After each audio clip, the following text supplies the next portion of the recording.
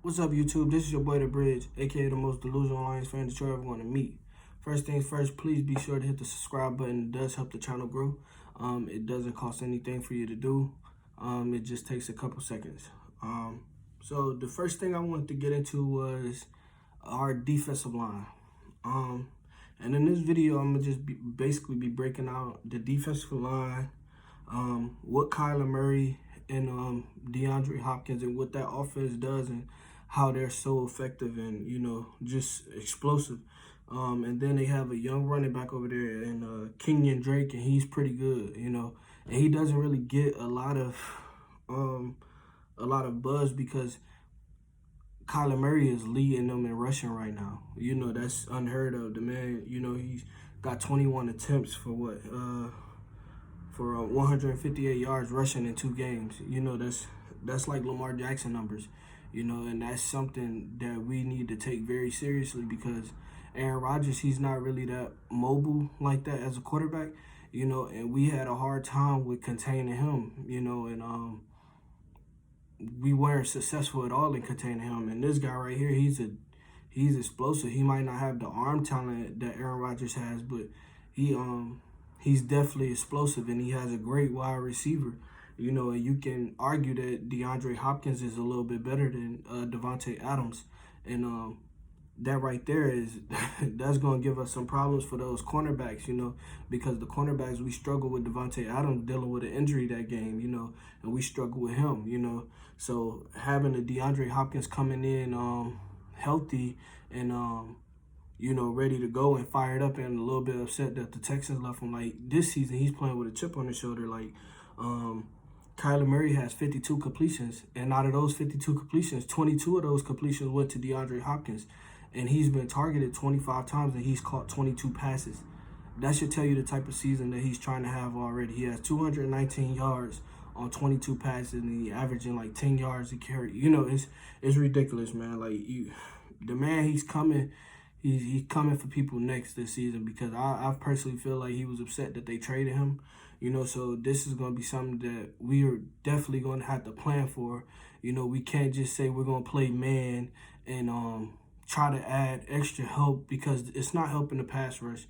Like we're playing man and we're still not being effective on like the pass rush. The whole purpose of playing man is to add extra people in the pass rush. And it's like, okay, we're playing man, and we have like 4 or 5 corners sometimes on the field, and it's supposed to help us, with the linebackers, rushing the quarterback, either rushing the quarterback or containing the quarterback so we don't give up anything across the middle. And like we've been doing both, like we've been getting killed across the middle.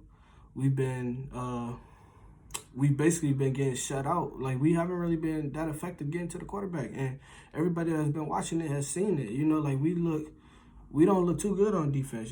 So I'm just hoping like the game plan and stuff that whatever Patricia and his team drew up, that they come and like it's effective and it's something that's going to actually work, because that man is not doing it. Like I'm gonna really be upset if I see them come out and man next week or this Sunday, like because it's just like it's not working, man. We don't have the right personnel for that. And I've said it before, like you gotta have some speedy guys, to play man like that.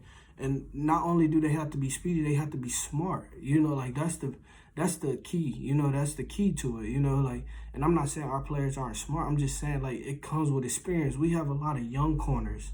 Like we have a lot of young corners, unseasoned corners.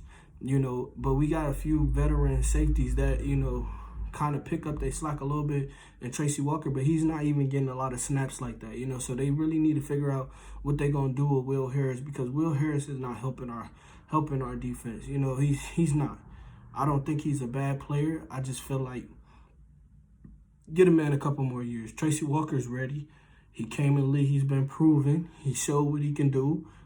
Get a man give him his starting spot, man. Stop trying to split it up and do all of this like this high school. Like these guys are professionals. They get paid to do this. If one guy not making a cut, then he got to sit down. You know, like he got to watch a little more film, get it together, because Tracy Harris is killing us. Like, he's killing us. Okuda, he's young. You know, like, so I'm I'm I'm I'm working. You know, I'm working with him. Like, I'm not gonna, go too hard on him, because I know that was a big task, for your first game. And a lot of people don't really look at that. Like, the man checked Devontae Adams for his first NFL game. You know that if that's not a welcome to the NFL, I don't know what is. Like, because y'all can say what y'all want, but corner is probably the hardest position on the field. Like, playing that spot, corner, is probably the hardest spot on the field, especially on the defensive end, and you can't really argue with that. That's a hard position, because any little move that the receiver do, if you adjust to it, or if you turn your hips too wide or too fast, like, it's over. Like, you could give up a touchdown, like a lot of people look at the corner position and think, oh, that's not an easy position, especially to come in and check somebody in Devontae Adams for your first game. Did he get burnt? Yes. Did I think he came in with expectations of he was going to be okay, and he had felt like he had steady film? Yeah, I think he did think he was going to come in and be okay, but like Mike Tyson say, everybody have a plan until they get popped in the mouth. Like, he got popped in the mouth, man, and he ain't had nothing to do. He ain't had nothing to say after that. So hopefully he come back stronger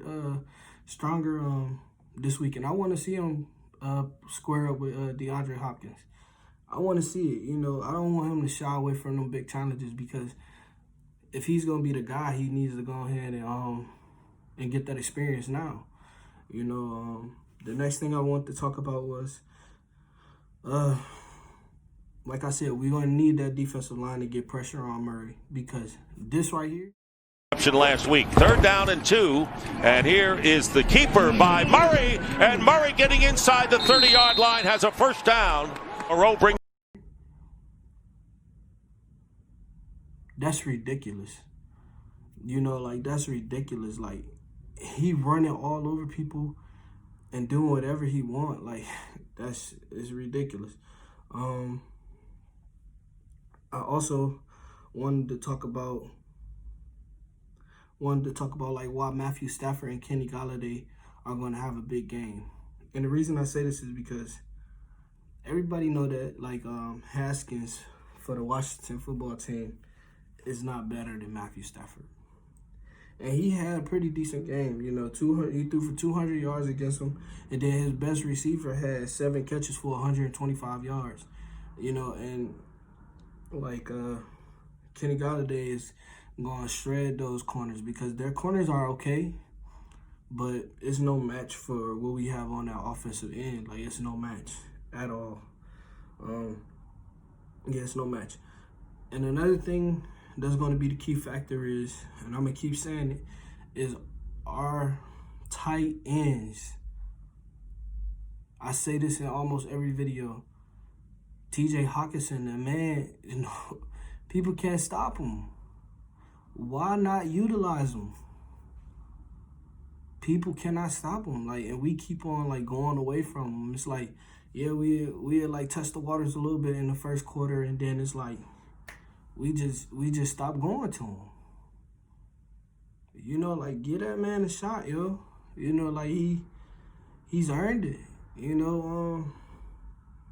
He constantly showing what he can do, and it's like Bevel. I don't know if Bevel, like, forget about him or something. Like, even if you don't have him in there catching the ball, like, put him and Jesse James in there blocking. And if you watch that game when we played the Bears and Adrian Peterson went off for all those running yards and stuff, he plays best with a fullback in front of him.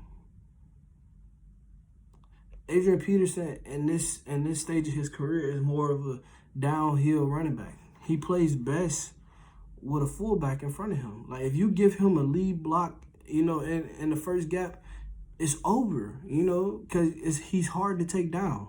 So it's just like they need to play to his strengths. I didn't see him line up behind the fullback at all in the last game. And if he did, I don't think it was a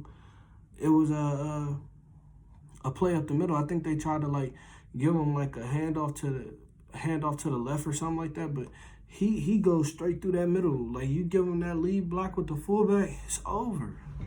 You know, and Bevel just he has the weapons and he know what to do. It's just like he do it for like 10 minutes, 12 minutes, and then he go away from it.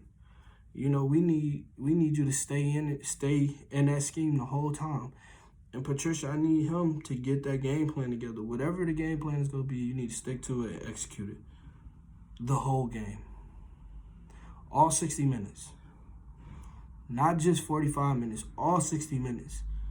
You know, so really, I just wanted to get up here and say, you know, Stafford's going to win the quarterback battle. We both know that. The key is going to come down to the tight ends for us and us containing Kyler Murray and keeping him in the pocket. You know, we can't let him get out and run.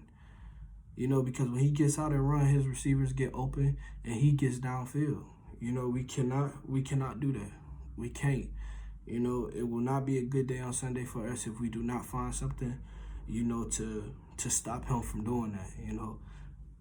And hopefully Patricia got it together because after this game, man, if we don't get a win, we need to really look at the leadership of the Detroit Lions. This is your boy, The Bridge, a.k.a. the most delusional Lions fan that you're ever going to meet. I'm out.